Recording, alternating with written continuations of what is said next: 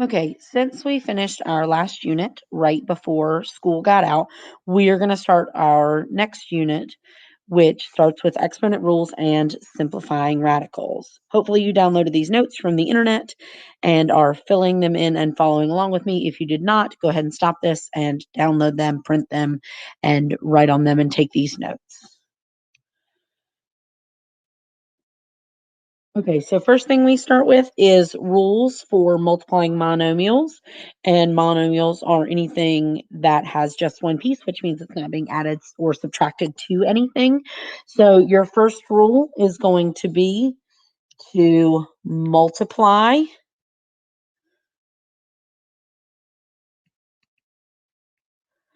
the whole numbers or the large numbers, so the coefficients. Those are the numbers in front, like 2 and 3 would be coefficients. And then step 2, or part B here, is going to be add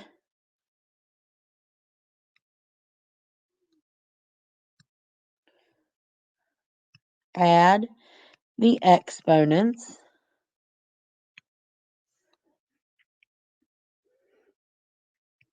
of like bases. So here's what that means. So on the first one, we don't have any coefficients. There's no numbers in front of here. So we just have x to the fifth and x to. So what that means when we have x to the fifth and x to the third is that we have 5x's and 3x's. Therefore, total, we have 8 x's. So we write this as x to the 8. So then if we look at number 2, first thing we want to do is multiply our coefficients. 2 times 3 is 6.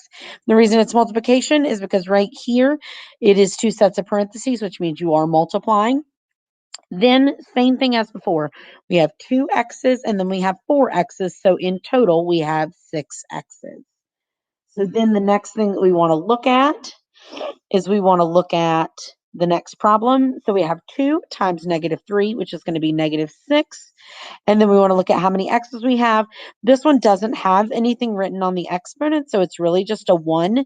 It's since it is written there, the 1 is the placeholder. So we have 1x and then we have 5 x's. So total we have 6 x's.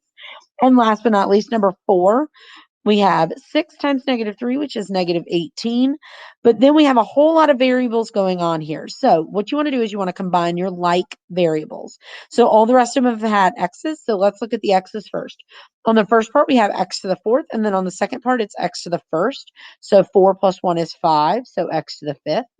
Then the next part is y to the third and y to the fifth. If you put those together, that'll give you y to the eighth, because 3 plus 5 is 8. And then last is z to the first, but there are no other z's to combine it with, so we can just write z on the end, or you can write z to the first if that helps you.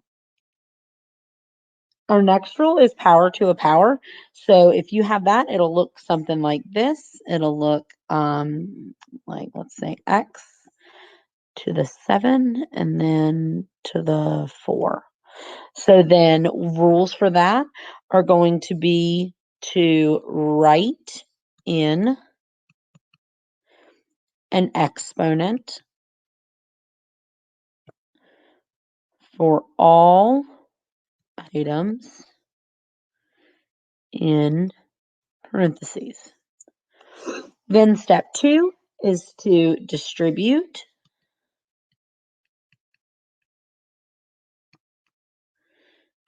the exponent. That's not how you spell that.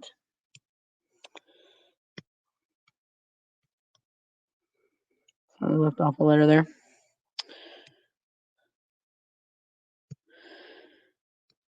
To everything in parentheses. Sorry, I know my handwriting is kind of terrible on here. I'm hoping it'll get better as I practice a little bit more. Okay, so what that means, the first part we don't have to do anything with for number 5, but we do take this 3 and distribute it to the 4. When we say distribute, remember that distributing means we are going to multiply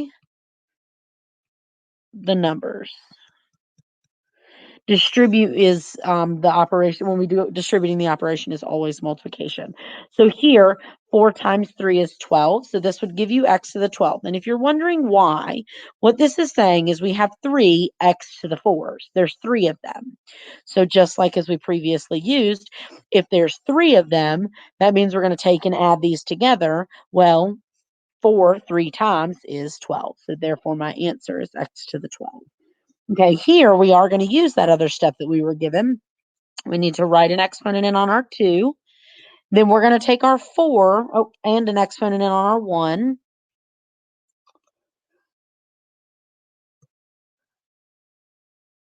And then we need to take our 4 and distribute it to both of them. So then we're going to get 2 to the 4th power and x to the 4th power. But we can also simplify this one just a little bit. 2 to the 4th power means 2 4 times. So 2 times 2 is 4, times another 4 is 6, not times another 4, times another 2 is 8, times another 2 is 16. So this is going to be 16x to the 4th. And then last but not least, we need to write in our exponents here on the 3 and the x. Then we are going to take and distribute this 5 to everything on the inside. So we are going to have -3 to the 5th power, x to the 5th power, and y to the 10th power. I know -3 to the 5th is a little bit hard to do in your head, so feel free to do that on your calculator. Please don't forget that I wrote that -3 in parentheses for a reason. The negative needs to go inside.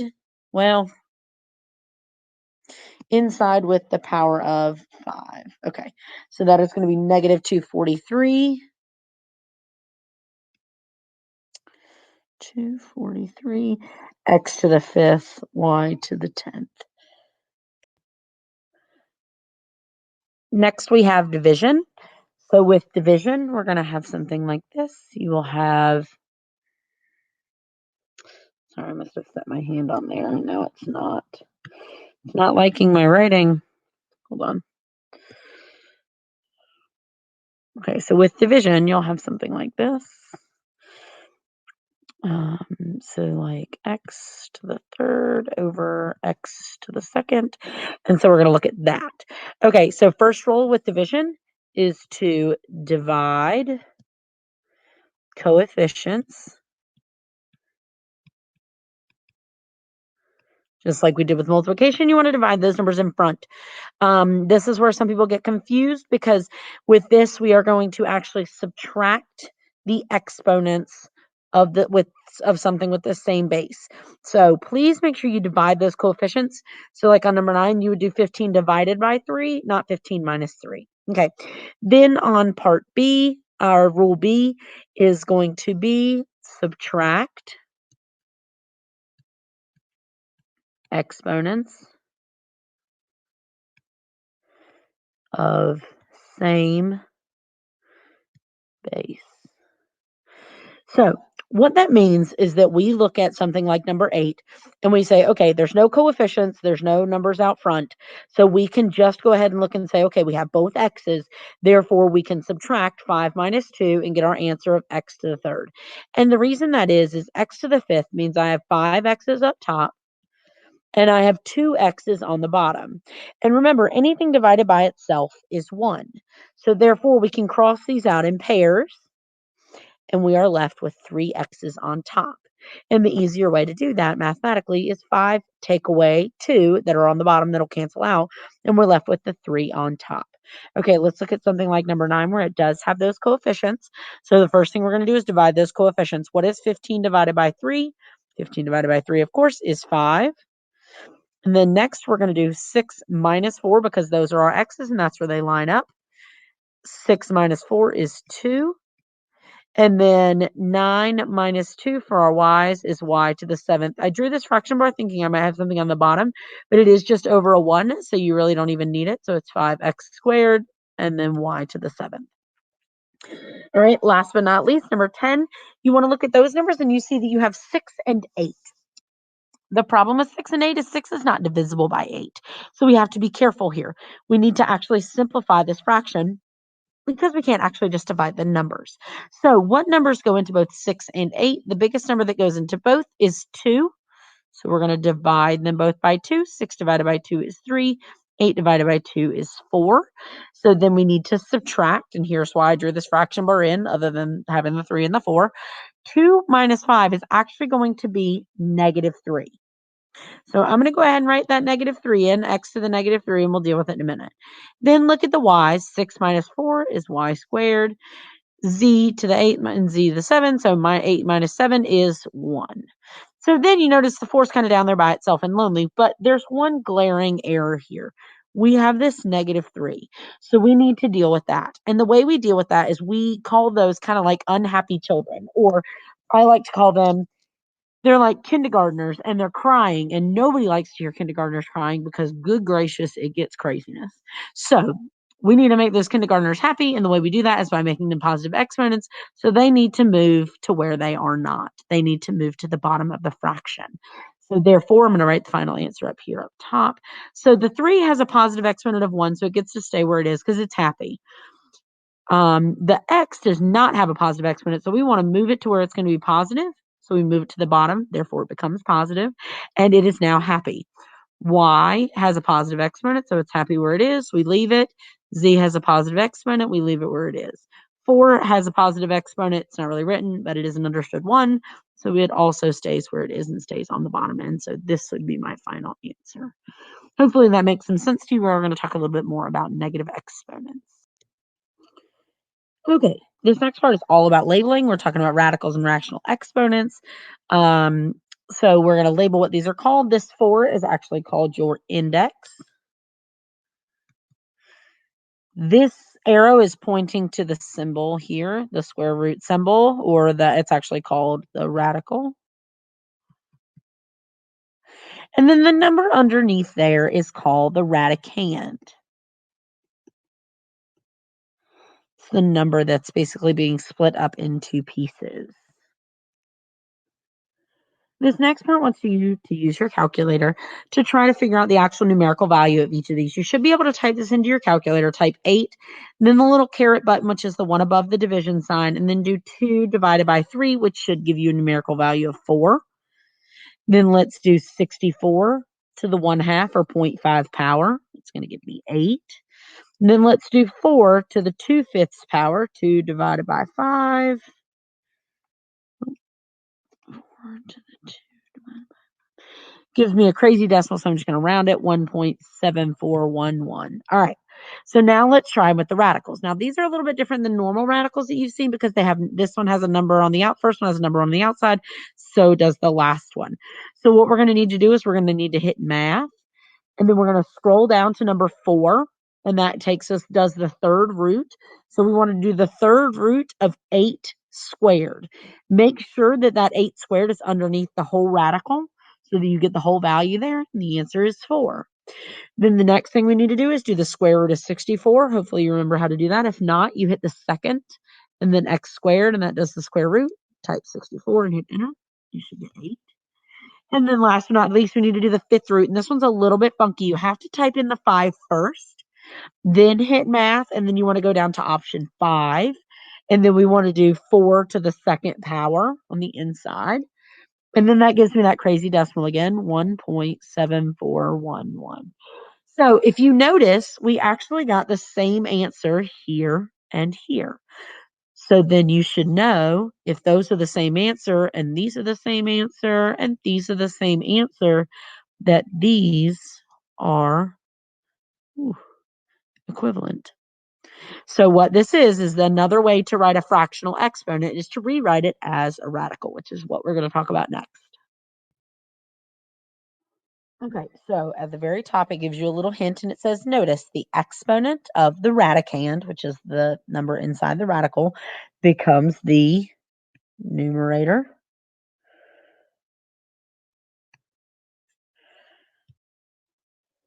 And the index of the radical becomes the denominator. Okay, so we're going to use that and rewrite these fractional exponents as radicals. So the very first thing you want to do is go ahead and draw your radical. Draw your variable on the inside. So the numerator stays inside and the denominator goes outside. So the numerator, the 3, is going to go here on the x. The denominator, the 5, is going to go outside. Does that make sense? I hope so. All right, let's look at the next one. Draw your radical first. Go ahead and write your variable.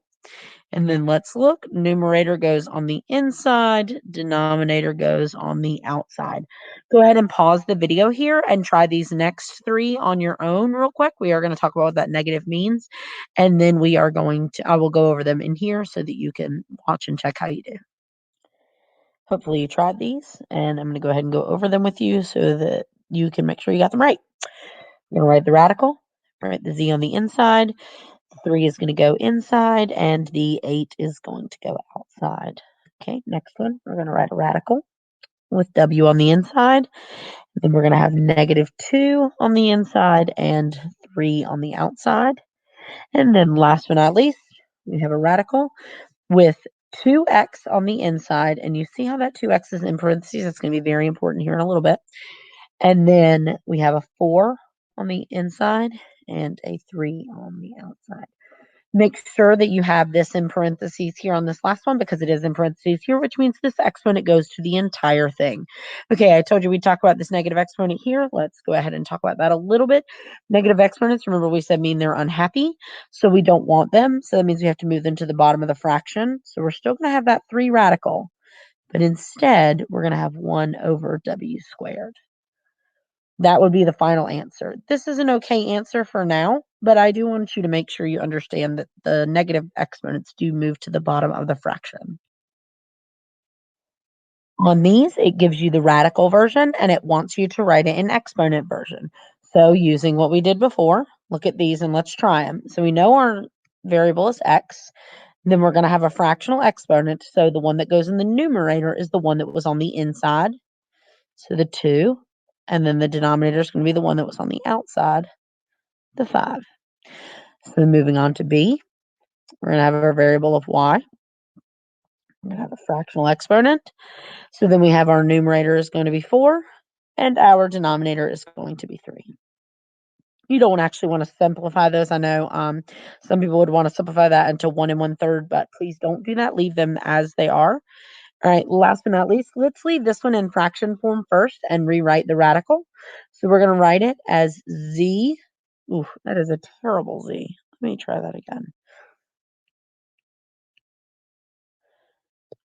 Okay, we're going to have z and then a fractional exponent. So the numerator is going to be 5. And the denominator is actually going to be a 2. So remember, this is called the square root. So if there is no number written there, it's an automatic understood 2. So now think about what we've been talking about with negative exponents. How do I move that to the top? How do I move that up there? Well, I'm going to rewrite it as z to the -5/2.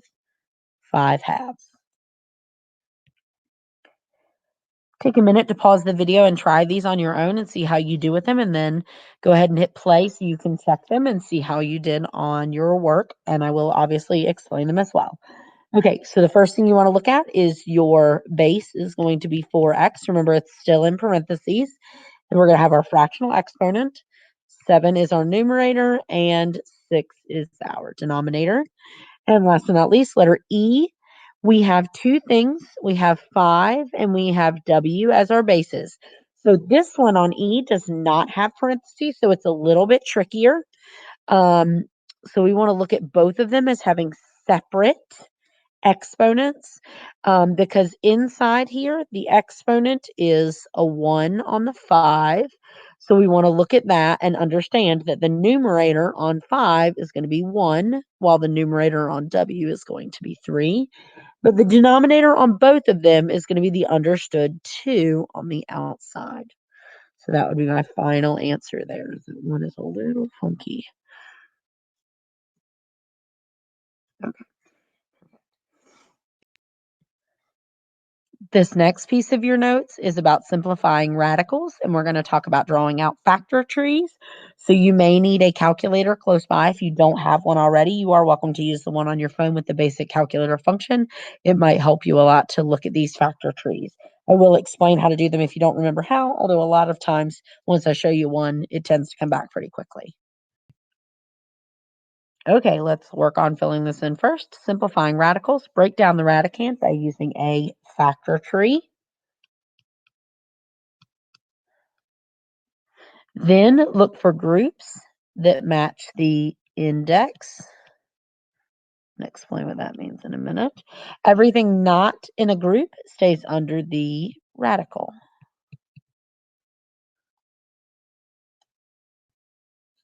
Okay, looking at our first one, we have the square root of 75.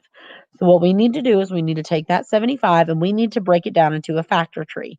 What two things do you know that multiply to 75? And while there are a few different ways to write this, I'm going to go with the first one that pops in my head, which is 25 times 3.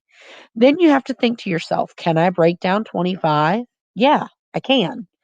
5 times 5. Can I break down 3? Nope.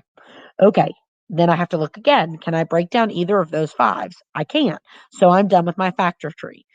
So then, since I broke down this 25, I'm going to cross it out because I can't use it because I broke it down into 5 times 5. But now, what is my index? My index is 2. So I want to look for pairs. Two things that are the same number, and so I have to circle a group of 2. Okay, so I have a group of 5s right here. But I don't have a pair to go with that 3. I don't have another 3 to go with it. So therefore, it's left all by its lonesome. So I'm going to box it in. Anything that is circled gets to come outside. So because those 5s got circled, they were a pair because they have a friend to go play with, they get to go outside. But poor old boring 3 doesn't have any friends. It doesn't get to go outside. So 3 has to stay inside. So then this would be our final answer. Okay, let's look at number 2. All right, let's break down our factor tree. So we have factors of 80. First ones I think of are 8 and 10. Break down 8, 4 and 2. Break down 4, 2 and 2. Break down 10, 2 and 5. So now I'm going to go through and I'm going to cross out the numbers that I broke down further so that I don't accidentally circle or box them in. Okay, so now I want to circle things that are in pairs because this has an index of 2. So I want to circle pairs. All right, I got a pair of 2s and I have another pair of 2s. But then I have this lonely old boring 5. So it goes in a box. Okay, so I write my radical. So then what did I have pairs of? Okay, I had a pair of 2s, but then I had another pair of 2s. No, that's not 22. And then I had this 5 all by its lonesome. So that goes by its lonesome inside, and then we do 2 times 2 on the outside and get 4. Leave this as the radical, and then leave 5 on the inside. Hopefully this is making a little bit of sense to you. All right. The last problem is the cube root of 40. Okay, so let's break down 40 as a factor tree. So first one comes to mind is 4 and 10. So I break down 4 as 2 and 2. I break down 10 as 5 and 2. Well, I can't break down 2 and 5 any more than that. So I'm good. But this time my index is 3. So I'm not just looking for a pair, I'm actually looking for a group of 3. I have to have 3 of the same thing to be able to write them on the outside and circle them. Just so happens I have 3 2s. But 5 is left all by its lonesome. Oh, forgot to cross out the bad numbers. Done with those. Bye-bye. So they go away. Okay. So now we had a group of 2, so it gets to actually come to the outside of my radical and be written out here. But 5 didn't have any friends, so it has to stay inside the house. But we cannot forget to write our index of 3. If you have an index of 2, you don't have to write it. You can if it helps you remember to make sure you write it. You can write it down, but you don't have to. But anytime your index is anything other than 2, you do have to write it down. We are going to do a few more practice problems because I know this can be a little confusing at first, but hopefully you are using your calculator to do your factor trees and writing out all your steps. The next number we're looking at is 405, which is a little bit big. So I'm definitely going to have to use my calculator for this one. I know that it's divisible by 5. So I get 81 and 5. Okay, well, I can't break down 5, but I can break down 81 to 9 times 9. I can break down 9 into 3 times 3, and then I can break down this 9 into 3 times 3. But if you notice, it's the fourth root of 405. So first thing I'm going to do, I'm going to go through and cross out all those that I already broke down. But I need to now circle groups of 4. Not 4 is the specific number, but I need to circle 4 of a number for it to disappear, for it to be able to come outside. Okay, so I just so happen to have a group of 4 threes. But then I have my poor little lonely 5 that's going to have to go in a box. Okay, my group gets to come outside and play, but my poor lonely 5 has to stay inside. Any questions on that? Hopefully, if you have some, you will come to my office hours and ask questions then. Okay, let's look at the next one. We are trying to break down 360, so 36 and 10, but then we have something a little special here. We have x to the third, which we talked about earlier, means you have 3 x's. You can't really break it down any further than that, so you can just go ahead and write out however many of those letters there are out to the side. All right, let's break down 36. It's 6 and 6. 6 is 2 and 3. 6 is still 2 and 3. And 10 is 5 and 2. So this is the square root. So we are looking for groups of 2. Groups of 2 that are the same number. Okay, so I've got a group of 2s. Got a group of 3s. Then I don't have anything else. Cross out my bad numbers that I already broke down. I don't have any other groups. So 5 and 2 both go in really sloppy boxes. Okay, so we want to look at what goes to the outside. So we have a group of 2s. So those go to the outside. We have a group of 3s. Remember, this is multiplication. That goes to the outside. But then this is the first time that we've had 2 numbers that are actually still on the inside. And it's not 52. It's 5 times 2. Just like we multiply the ones on the outside, we multiply the ones on the inside. 2 times 3 is 6. Still leave the radical. And 5 times 2 is 10. Don't forget our x's at the very, very top, but so we need groups of 2, so we can take 2 of the x's out. So we can write those here. And then one of them is poor and lonely and gets to go inside with 5 and 2. So it becomes 6x root 10x. And the last one, remember we are going to be looking for groups of 3 because it does have an index of 3. All right, so let's break down the 56. So 56 is 8 times 7, break down 8, and that's 4 and 2, break down 4, 2 and 2, and then the letters, yet again, we can just write them out. There's 5 x's, and then there's 3 y's. So then we'll look at those groupings, and well, we can actually do those real quick right now, no problem. So we want groups of 3, so we can do a group of 3 x's, and then we can do a group of 3 y's. You're going to need to box in those x's. Cross out the 8 and the 4. And now let's look at our numbers and see what we can do a group of 3 of. There's an exact group of 3 2s. So we are going to write the 2 on the outside. We are going to write the x on the outside. We are going to write the y on the outside. But inside of our, then we need to write in our radical. And we are going to have 7 times x times x. All right, let's simplify what all we have here. So we don't really need the multiplication there, and there's no real multiplication that's going on. So it's going to be 2xy, and then radical 7x times x. So we can actually write that as 7x squared because there's 2 x's left on the inside.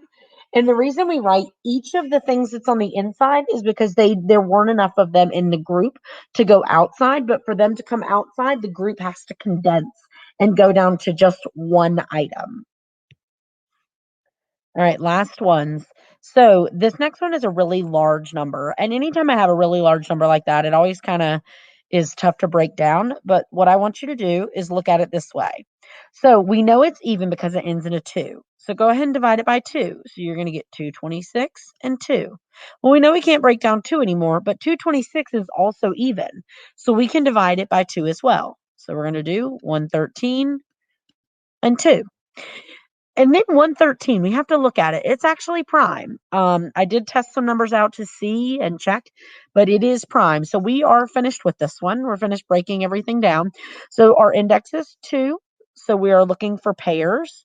The only thing we really have is a pair of 2s. Let's write out our letters. We've got 4 X's. We've got 9 Y's.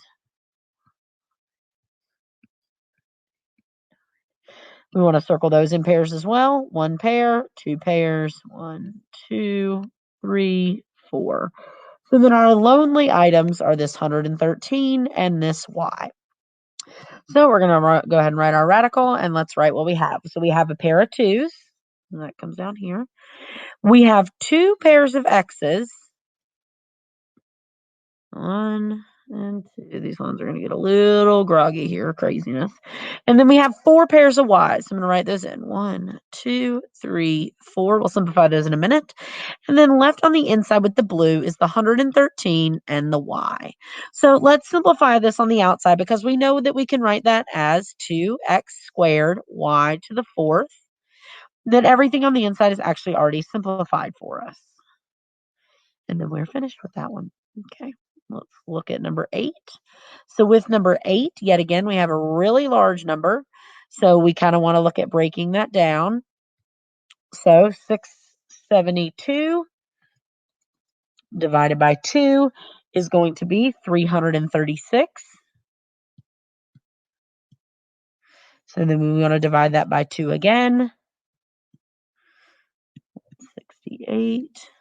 Divide that by 2 again, which is 84. Aha, now I'm finally seeing some numbers I know. Okay, 84. I know that 84 is divisible by 4, so I can pick a little bit of a bigger number. So 21 and 4. 21 is 3 and 7, and 4 is 2 and 2. Okay, I'm going to cross out all these other ones. On ones like these where we had to really go kind of far, it's very important to cross those out so you make sure that you don't accidentally circle them.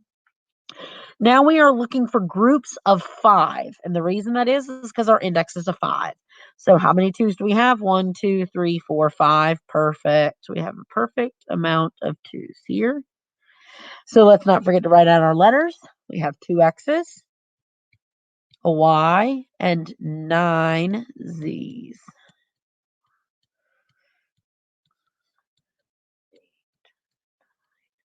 So then we also have a group of Z's, but none of our other letters really get to be grouped. So we have a 3, we have a 7, we have all 4 of these Z's, these 2 X's, and this Y. So this is going to be kind of a crazy radical. So we're going to go ahead and draw our radical in. We have a 2 from here. We have a Z from here. And then my 2's and my Z's look similar, that's why I cross my Z's. And then our numbers, we have a 3, a 7, 2 X's, 2 Y, a single Y, and 4 Z's. Try not to get too much in the next space. So then if we want to simplify that, it's going to be 2.